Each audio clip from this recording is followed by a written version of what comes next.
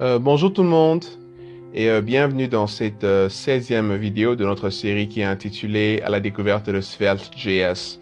Et dans la partie précédente, la 15e vidéo, nous avons parlé des stores qui sont en fait des objets dont les valeurs sont accessibles globalement dans l'application et on peut donc s'y abonner pour y écrire ou y lire des valeurs. Et donc dans notre petit projet sur lequel nous avons travaillé ici qui nous permettait de supprimer et de rajouter de nouveaux produits. L'exercice consistait donc à remplacer l'usage d'une variable de composante ici, produit, par un état global ou un store que nous allons ensuite implémenter à ce niveau-ci. Pour le faire, j'espère que vous l'avez fait à la maison vu que c'est un exercice que j'avais fortement encouragé à ce que vous puissiez le faire vous-même. Donc je vais commencer par créer un dossier ici que je vais appeler store. Vous pouvez l'appeler comme vous voulez. Et dans ce dossier, je vais créer un fichier que je vais appeler produit.js. Voilà. Et ici, je vais importer un writable from svelte.store. Et ensuite, je vais définir à ce niveau-ci le store produit qui sera un writable à ce niveau-ci. Rappelez-vous, c'est entre ces parenthèses que je vais mettre une valeur par défaut. Ce sera un tableau avec les produits que je vais simplement copier d'ici pour les replacer à ce niveau. Voilà. C'est produit par produit. Produit. Je pense que c'est bien écrit cette fois-ci. Voilà. Et je vais ensuite exporter.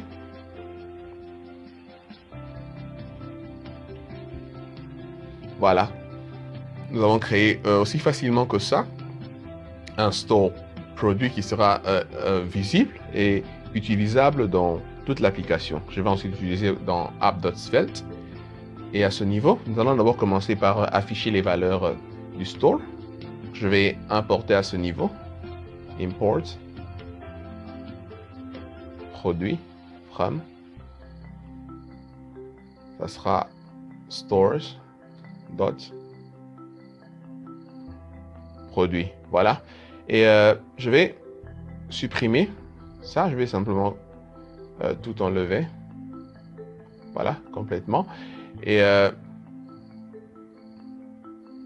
je vais ensuite remplacer produit ici par produit. Simplement, je vais mettre un signe de dollar juste ici à côté. Rappelez-vous des autosouscriptions qu'on a vues précédemment. Et pour ensuite voir comment cela va se passer après sauvegarde. Et comme on peut clairement le voir, ces valeurs viennent non plus de notre tableau produit, mais ils viennent de notre store produit. Voilà. Et nous allons rectifier la fonction handle_delete à ce niveau-ci. Et rappelez-vous de la fonction qu'on va utiliser pour rajouter un produit. Ça sera la fonction, non pas set, non pas subscribe, mais la fonction update qui prend comme paramètre une autre fonction qui prendra la table existante des produits que je vais appeler simplement prod pour éviter la confusion avec cette variable produit qui existe déjà. Ensuite, je vais simplement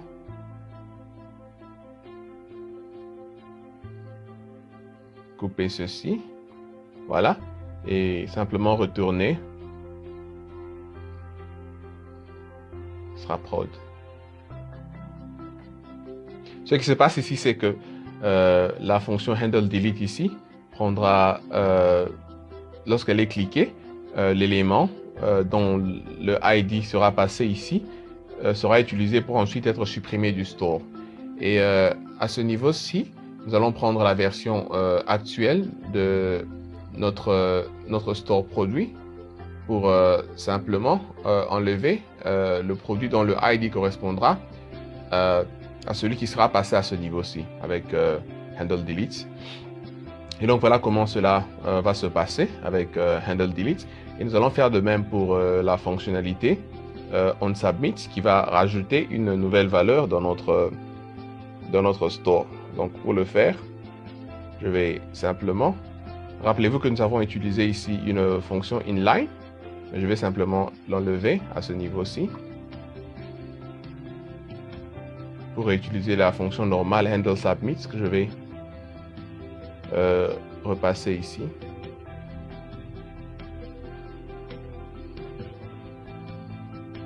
Et ensuite, je vais réutiliser la fonction produit.update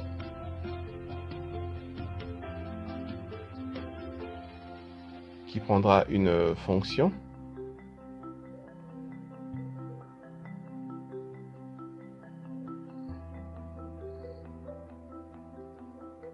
prod ici. Et voilà, je vais simplement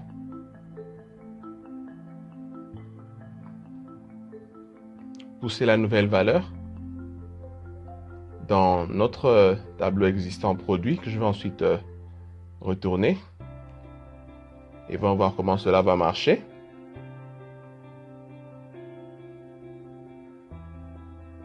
Comme on peut le voir, la suppression marche parfaitement. Et si on l'ajoute dans modèle 6 avec un prix de 60 et une URL que je vais simplement coller ici, et je vais remplacer 150 par 160 pour charger une nouvelle image. Et après soumission, on peut voir que tout marche parfaitement bien. Et voilà une toute petite correction à ce niveau-ci. Pour le ID du produit suivant, je devais mettre un signe ici qui prendra le nombre actuel des produits qui sont dans notre store product.length pour ensuite rajouter un 1 qui sera le nouvel ID du produit qui sera rajouté. Après sauvegarde, il y aura un chargement. Donc je peux essayer de rajouter un nouveau produit d'un prix de 60 et une URL de 160. Et après soumission, je vois que tout marche bien. Je peux essayer un 7e produit d'un prix de 150 et d'une URL qui va de 170. Et comme vous pouvez le voir, ça marche parfaitement bien, comme vous pouvez le voir. Donc voilà en quelque sorte la solution à notre exercice sur lequel nous avons eu à travailler. J'espère que vous avez trouvé la solution. Si vous l'avez faite, alors toutes mes félicitations. Et donc, cette vidéo fait partie de la série qui est intitulée « À la découverte de Svelte » que je vais vous inviter à suivre intégralement en cliquant le lien qui sera présent dans la description de la vidéo. Merci beaucoup d'avoir suivi et à la prochaine.